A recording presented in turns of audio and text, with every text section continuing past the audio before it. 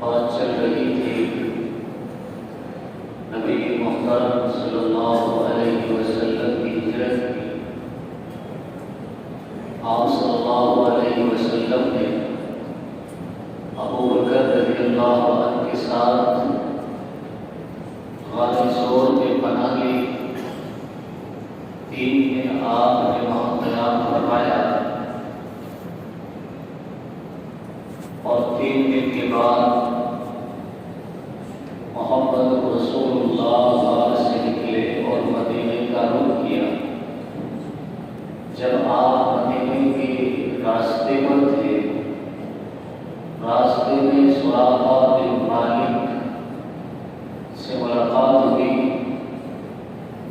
چونکہ اس نے پیچھا کیا تھا رسول اللہ کو پکڑنے کے لیے مال اور انعام کے لالچ میں، لیکن رسول اللہ صلی اللہ علیہ وسلم کے معجزے کو دیکھ کر وہ واپس لوٹ گئے۔ یہ واقعہ آپ نے پچھلی مرتبہ پچھلے جمعے کو سنا، کس طرح سراقہ بن مالک نے رسول اللہ صلی اللہ علیہ وسلم سے ایک عہدنامہ امرنامہ لکھوایا اور ساتھ ہی ایک خوشخبری رسول اللہ صلی اللہ علیہ وسلم سے لے کر وہ واپس ہو گئے کہ کسریٰ کے کنگن ایک دن ان کے ہاتھوں میں ہو گئے۔ یہ خوشخبری رسول اللہ نے انہیں دی تو خوشی خوشی واپس ہوئے، اور جتنے لوگ رسول اللہ کے تعاون میں آپ کی تلاش اور جستجو میں نکلے ہوئے تھے، اور ہر ایک کی خواہش یہ تھی کہ میں محمد کو پکڑ کے لاؤں گا اور مکی کے سرداروں سے 100 گنا انعام میں حاصل کروں گا، اس لیے ہر ایک اس جذبے کے ساتھ، اس طلب کے ساتھ نکلا ہوا تھا۔ سراقہ بن مالک کے راستے میں جب وہ واپس ہو رہے تھے، بہت سے سراغ رسم ملے جو رسول اللہ کے تعاون میں جا رہے تھے۔ انہوں نے ان کو واپس کیا یہ کہہ کر کہ اس راستے سے میں لوٹ کر آ رہا ہوں اور میں نے اس راستے پر کسی کو نہیں پایا، اس طرف تمہارا جانا فضول ہے، بیکار ہے، اس راستے میں تمہیں کوئی نظر نہیں آئے گا، کوئی نہیں ملے گا، اور تم میرے بارے میں اچھی طرح جانتے ہو کہ میں کتنا بڑا سراغ رسا ہوں، میرا نشانہ، میرا ہدف ہمیشہ کامیاب رہتا ہے، اس لیے میری مانو تو دوسری طرف تلاش کرو تاکہ تمہاری جو آرزو ہے وہ کروڑی کالا ہے، تمہارا انعام تمہیں مل جائے۔ جتنے بھی شراب رسا تھے وہ سب وہاں سے واپس ہوئے۔ رسول اللہ کا راستہ اس طرح سراقہ بن مالک نے محفوظ کیا دشمنوں سے۔ رسول اللہ صلی اللہ علیہ وسلم نے اگلا سفر طے کیا، اگلی منزلیں طے کی۔ چونکہ آپ کے پاس کھانے پینے کے لیے کچھ زیادہ سامان نہیں تھا، جو کچھ بھی تھوڑا بہت سامان تھا وہ راستے میں ختم ہو گیا۔ اچھا، اس راستے میں، اس سفر میں 4 آدمی شریک تھے۔ وہ 4 کون تھے؟ یہ بات ہمیں معلوم ہونی چاہیے، یہ علم کے حوالے سے تعلق رکھتی ہے۔ پہلے نمبر پر محمد رسول اللہ صلی اللہ علیہ وسلم کی ذات گرامی، دوسرے نمبر پر آپ کے یار حضرت ابو بکر صدیق رضی اللہ عنہ، اور تیسرے ابو بکر کے غلام عامر بن فہیرہ، یہ بھی ان کے ساتھ تھے، یہ بھی مسلمان تھے۔ اور ایک چوتھا آدمی تھا جو راستہ بتلانے کے لیے رکھا گیا تھا، ان کا نام تھا عبداللہ بن ابی قط۔ دراصل یہ ابھی مشرک ہی تھے، مسلمان نہیں ہوئے تھے، لیکن چونکہ یہ قابل اعتبار تھے، بھروسہ مند آدمی تھے، اور راستے کی انہیں کو ساتھ رکھنے کی اصل وجہ یہ رہی کہ رسول اللہ صلی اللہ علیہ وسلم عام شاہی راہ سے سفر کرنا نہیں چاہتے تھے، کیونکہ مکے کے سردار، مکے کے لوگ شام وغیرہ کا تجارت کی غرض سے جب سفر کیا کرتے تھے تو اسی راستے سے کرتے تھے، اور اس راستے کے بارے میں انہیں اچھی خاصی معلومات حاصل تھی۔ اگر آپ اسی راستے سے سفر کرتے ہجرت کا تو آپ پکڑے جائیں۔ اس لیے رسول اللہ صلی اللہ علیہ وسلم نے ایسا راستہ اختیار کیا جو بالکل نامعلوم تھا، ایک دم نیا تھا، کوئی اس راستے کے بارے میں نہیں جانتا۔ اس کے لیے ایک آدمی ساتھ رکھا گیا جو راستے کے بارے میں اچھی معلومات رکھتا تھا۔ عبداللہ بن ابی تک ابھی بھی مسلمان نہیں تھے، لیکن بعد میں چل کر کے مسلمان ہو جاتے ہیں۔ یہ آگے آگے چلتے تھے اٹھنیوں کے، اور پیچھے 3 شخصیتیں حضرت نبی کریم صلی اللہ علیہ وسلم، آج کے ربیع حضرت ابو بکر صدیق رضی اللہ عنہ اور ان کے غلام عامر بن فہیرہ، یہ قافلہ 4 آدمیوں پر مشتمل تھا۔ ارے یاد رہیں گے نام؟ یہ بھول جاؤ گے، نام یاد رہیں گے بھول جاؤ گے۔ عامر بن فہیرہ، 2 نام تو آپ کو یاد نہیں ہے، تیسرا نام ہے عامر بن فہیرہ، اور چوتھا نام عبداللہ، اصل تو عبداللہ نام ہے۔ بہرحال یہ 4 آدمی آگے چلے، راستے میں انہیں کھانے کی حاجت ہوئی، وہ پیاس کی شدت تڑپا رہی ہے۔ اب ان کا گزر ہوتا ہے خیمے پر، اس خیمے کی مالکین کا نام ہے ام معبد۔ یہ اپنے خیمے کے دلان میں باہر صحن میں بیٹھی ہوئی تھی۔ رسول اللہ صلی اللہ علیہ وسلم کہیں پر سے گزر ہوا، آپ کا قافلہ ان کے پاس ہے۔ ابو بکر صدیق نے ان سے درخواست کی کہ ہم آپ کو قیمت دیں گے، اگر آپ کے پاس دودھ ہو یا کھانے کے لیے کچھ گوشت وغیرہ ہو تو ہمیں بھی دیجیے۔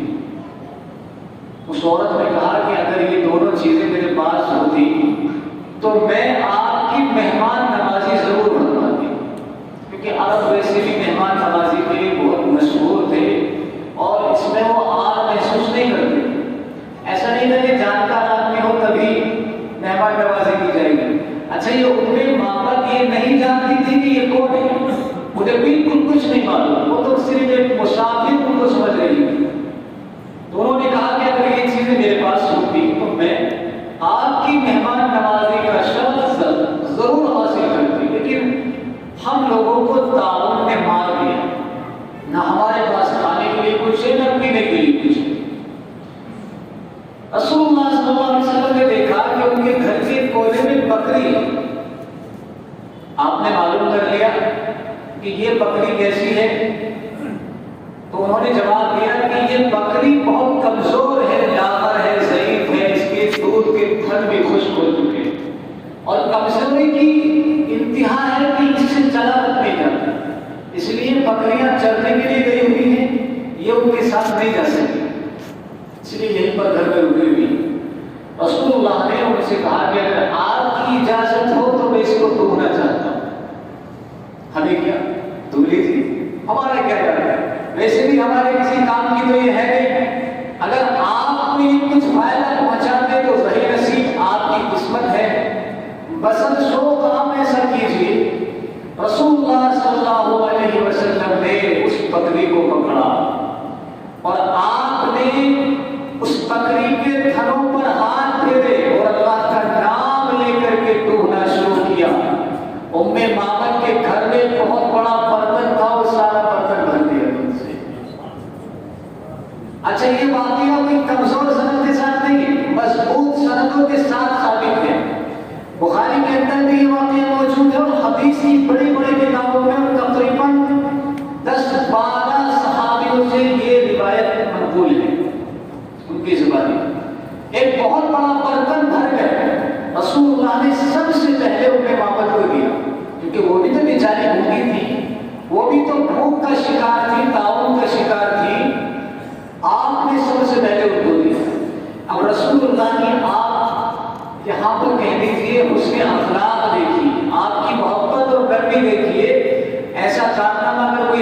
میں بھوکا پیاسا ہو تو کہیں بھی سب سے پہلے تو نہیں پیوں گا، میں نے نکالا ہے تو سب سے پہلے تو اس کو میں ہی پیوں گا، بعد میں بچے گا آپ کے لیے تو آپ کے لیے رکھا جائے گا۔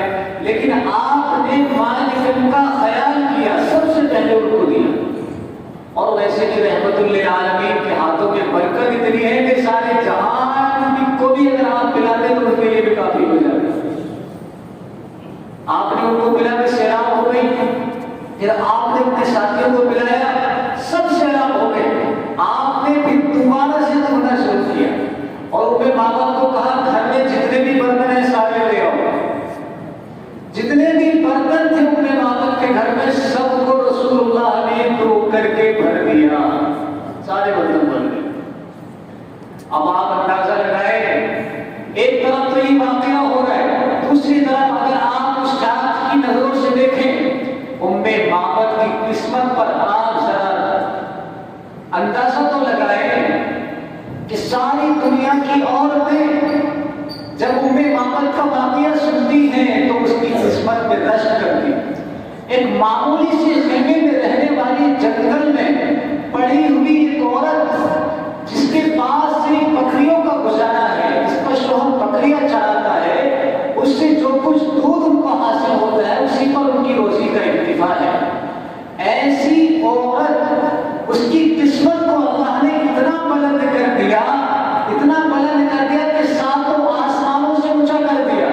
اور آج تک جتنی بھی عورتیں دنیا کے اندر پیدا ہوئی ہیں اور قیامت تک جتنی بھی عورتیں پیدا ہوں گی، جب ان کے سامنے محبت کا واقعہ ذکر کیا جاتا ہے، محبت کا نام لیا جاتا ہے، تو ہر عورت کے دل سے ایک ہی صدا آتی ہے، ایک ہی ندا آتی ہے، کاش محبت تیری جگہ میں ہوتی اور رسول اللہ میرے گھر مہمان بن کے تشریف لائے ہوتے اور رسول اللہ صلی اللہ علیہ وسلم کی مہمان نوازی کا شرف مجھے حاصل ہوا ہوتا۔ رسول اللہ صلی اللہ علیہ وسلم دنیا میں آئے ہی لوگوں کی قسمت کو چمکانے کے لیے۔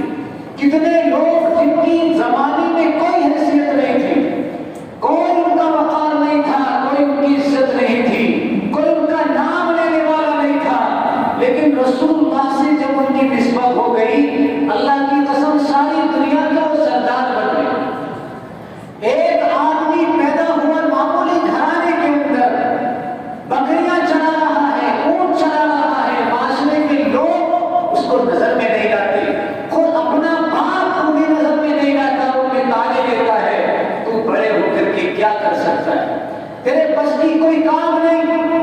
لیکن وہ 40 35 30 سال کی عمر میں رسول اللہ کے ہاتھ پہ بیعت کر کے مسلمان ہو جاتے ہیں۔ اللہ ان کی قسمت کا ستارہ ایسے بلند فرماتا ہے، ایسے چمکاتا ہے، ان کی قسمت کی کایا ایسی پلٹتی ہے کہ ساری دنیا کے وہ امام اور رہبر ہادی بن جاتے ہیں۔ اللہ تعالیٰ اپنی آخری نازل ہونے والی کتاب میں ان کے ایمان کو معیار قرار دے کر ساری دنیا کے لوگوں سے کہتا ہے، لوگوں ایمان تو مجھے ایسا چاہیے جیسا ان لوگوں کا تھا۔ اگر ایمان والے بنو تو ایسے بنو جیسے میرے حبیب کے صحابی رسول اللہ کے ساتھ جس کا نام بھی جڑا وہ اتنا عظیم ہو گیا کہ اس کی بلندی ساتوں آسمانوں سے اونچی ہو گئی۔ وہ چاہے دنیا کا کتنا معمولی انسان تھا، میں اور آپ جتنے بھی لوگ ہیں آج دنیا کے اندر بڑے بڑے سرمایہ دار، بڑے بڑے مالدار، بڑے بڑے عظیم اور منصب والے، وقار والے، آپ کی دلوں میں، آپ کی نظروں میں ان کی بڑی وقت ہوگی، لیکن اللہ کی قسم یہ بات تو میں اہم اٹھا کر کہہ سکتا ہوں کہ ایک صحابی اور ایک معمولی صحابیت کے احترام اور عزت اور وقار سے زیادہ آپ کے دل میں کسی کی وقت نہیں ہو سکتی۔ کیا ایسا ہے؟ نہیں ہے، کیونکہ معمولی سے معمولی صحابی کی پیروں کی دھول بھی دنیا کے عظیم سے عظیم انسان کی وجود سے بہتر ہے۔ ایسا ہے کہ نہیں ہے؟ یہ عظمت، یہ وقار، یہ عزت انہیں کہاں سے ملی؟ اللہ کے نبی صلی اللہ علیہ وسلم کی وجہ سے ملی۔ بہرحال محبت کی قسمت کا ستارہ جاگ اٹھا کہ وہ جنت میں پڑی ہوئی ہے، رسول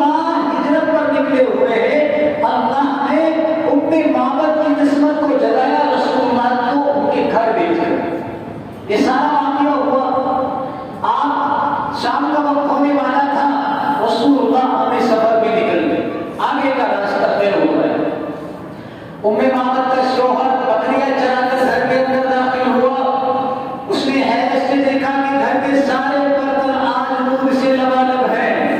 پوچھ لیا ام معبد یہ کیسی نہر آج دودھ کی گھر میں بہ رہی ہے، آج کیا ماجرا ہوا ہے، کون سا معجزہ کون سا کرشمہ ظاہر ہوا ہے کہ آج ہمارے سارے برتن دودھ سے بھرے ہوئے ہیں؟ ام معبد نے کہا کہ آج کوئی کرشمہ نہیں ہوا، کوئی معجزہ نہیں ہوا، کوئی دودھ کی نہریں نہیں بہی ہمارے گھر میں، اللہ کی قسم آج ہمارے گھر میں ایک بزرگ شخصیت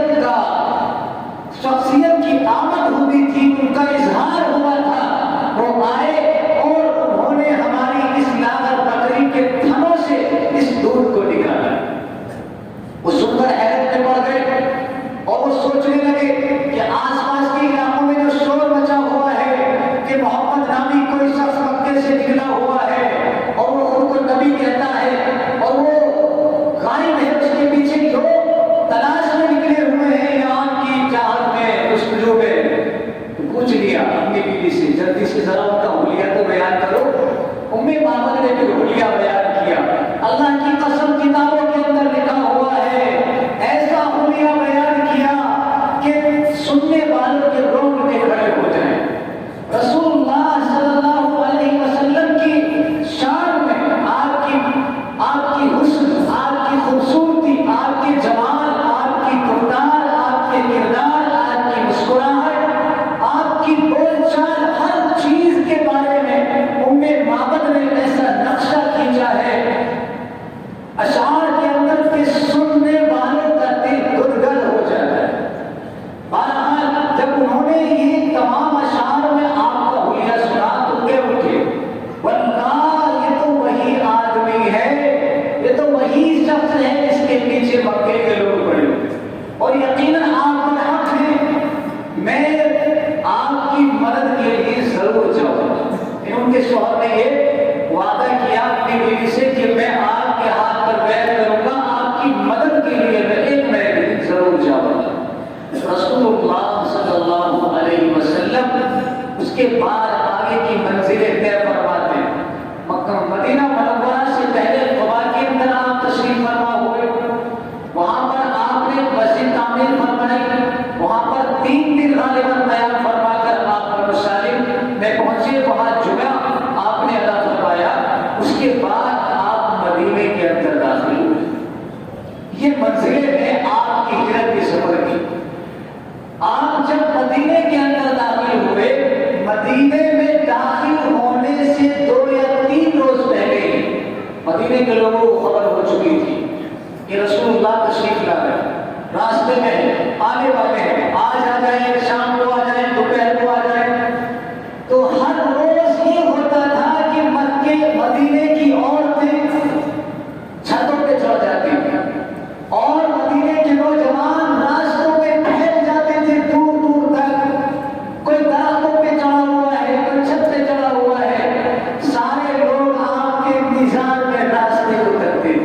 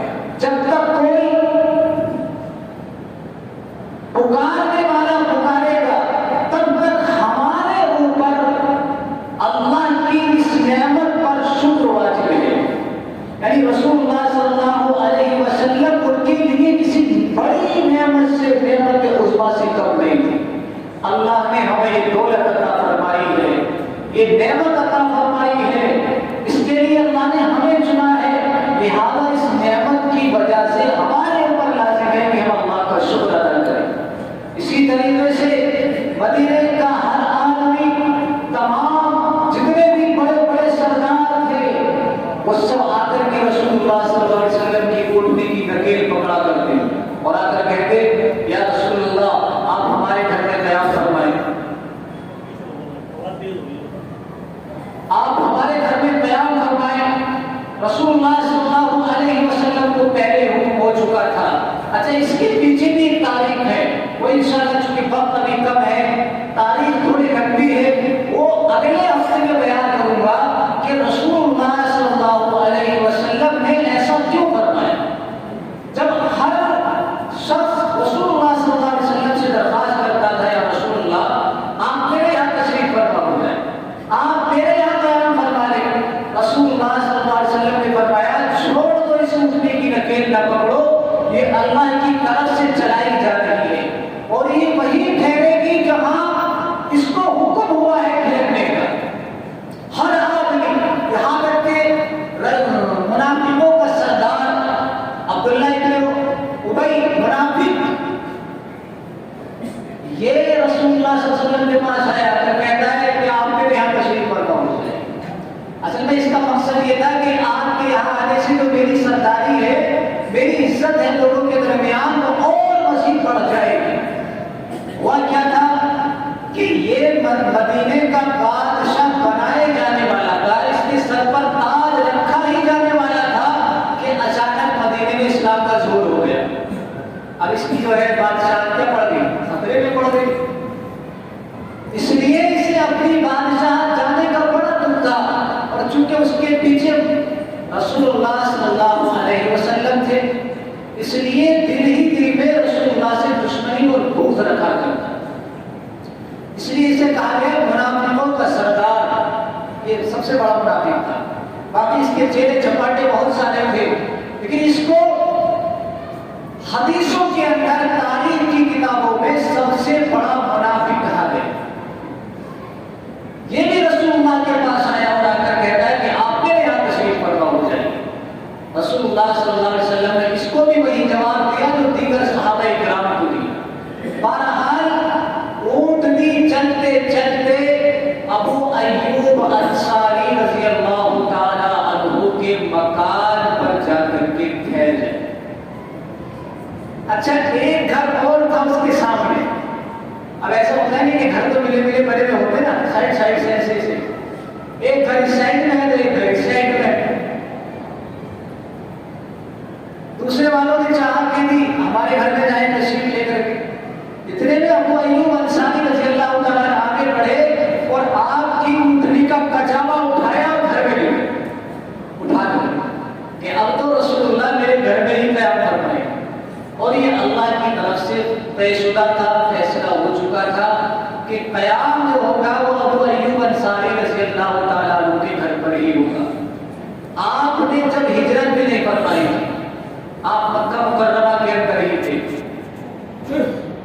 وہ تاریخ ہے شاہد دبا کی، اس کا کیا واقعہ ہے، کس طرح ہوا، کیسے ہوا، اس نے خط کیوں لکھا، وہ تاریخ تھوڑی لمبی ہے، لیکن مختصراً میں بتا دیتا ہوں کہ ابو ایوب انصاری رضی اللہ تعالیٰ ایک عالم کی اولاد ہے جو یہودی علماء تھے، عالم ربانی تھے، بہت بڑے عالم تھے، ان کی اولاد میں سے ہے ابو ایوب انصاری رضی اللہ تعالیٰ، اور یہ سلسلہ کافی دنوں سے انتظار کر رہا تھا رسول اللہ کا مدینے کے اندر، کب آپ آئیں گے، کب آپ ہمارے یہاں قیام کریں گے، کیونکہ ابو ایوب انصاری رضی اللہ عنہ کا جو مکان تھا وہ 1000 سال پہلے ہی یہ تعمیر ہو چکا تھا رسول اللہ کے لیے کہ آپ اس کے اندر آئیں گے اور قیام فرمائیں گے۔ جب مکہ مکرمہ کے اندر رسول اللہ کا ظہور ہوا، آپ کی نبوت کے چرچے ہوئے، تو ابو ایوب انصاری تو چونکہ پہلے سے انتظار میں تھے کہ مدینے کے اندر ایک نبی آنے والے ہیں، ان کے پاس جو خط تھا اس کو ابو لیلا، یہ ایک صحابی ہے، ابھی مسلمان نہیں ہوئے تھے، ان کو دیا، ان سے کہا کہ جا کر کے یہ مکہ کے اندر جو نبی ان کو دے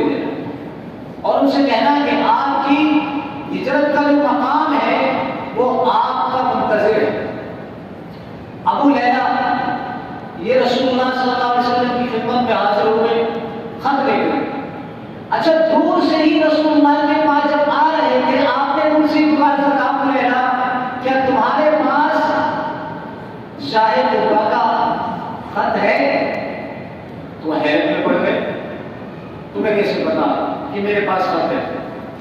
آپ نے اس مضمون کو بھی بتا دیا کہ اس خط کے اندر شاہ قبا نے میرے لیے کیا لکھا ہے. یہ پیغام بھی آپ نے ان کو پڑھ کر کے سنا دیا. اب جب یہ بات ہوئی تو وہ حیرت میں پڑ گئے اور کہنے لگے کہ آپ کی شکل و صورت تو مجھے جادوگروں جیسی نہیں لگتی، نہ آپ مجھے کاہن لگتے ہیں، آپ کی شکل و صورت تو مجھے کچھ اور ہی بتاتی ہے. اس لیے آپ مجھے حقیقت بتائیں آخر ماجرا کیا ہے. تو رسول اللہ نے کہا میں محمد بن عبداللہ ہوں، اللہ کا رسول ہوں، اللہ کی طرف سے میں نبی بنا کر کے بھیجا گیا. ابو لیلہ کہتے ہیں کہ میرے اوپر رسول اللہ صلی اللہ علیہ وسلم کی حقانیت اور سچائی واضح ہو گئی، میں نے وہیں پر اسلام قبول کر لیا. ابو لیلہ رضی اللہ تعالیٰ عنہ کے نصیب میں اللہ نے ایسے لکھا تھا، ان کو ہدایت ملتی تھی، بالآخر ان کو ہدایت مل گئی. یہ پیغام شاہ قبا کے ذریعے رسول اللہ صلی اللہ علیہ وسلم کو لکھا گیا تھا. آپ نے چونکہ جب بھی ہجرت فرمانی تھی اللہ کے حکم سے وہ شاہ قبا کے مکان میں ہی فرمانی. یہ پہلے سے طے شدہ تھا. اس لیے رسول اللہ صلی اللہ علیہ وسلم جب مدینے کے اندر داخل ہوئے ہیں سب نے کوشش کی، یہاں تک کہ آپ کا ننیال آپ کے ماموں کا خاندان. ارے رسول اللہ صلی اللہ علیہ وسلم کی جو والدہ تھی جن کا نام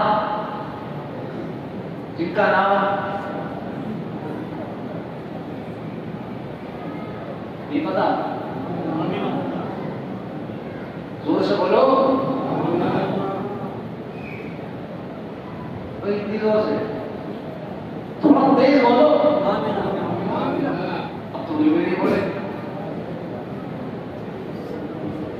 ایسی ہے بس ایسی نام میرا آمنا اتنی معمولی عورت ہے. ایسا نہ کرو یار، امتی کہلاتے ہو، مسلمان کہتے ہو، عاشق رسول کہتے ہو یار، اور آپ ایسے کہہ رہے ہو بس آمنا. بہتر ہے ہماری بھی تو والدہ ہے، وہ ہماری بھی تو ماں ہے، وہ سب سے بڑی ماں تو ہماری وہی.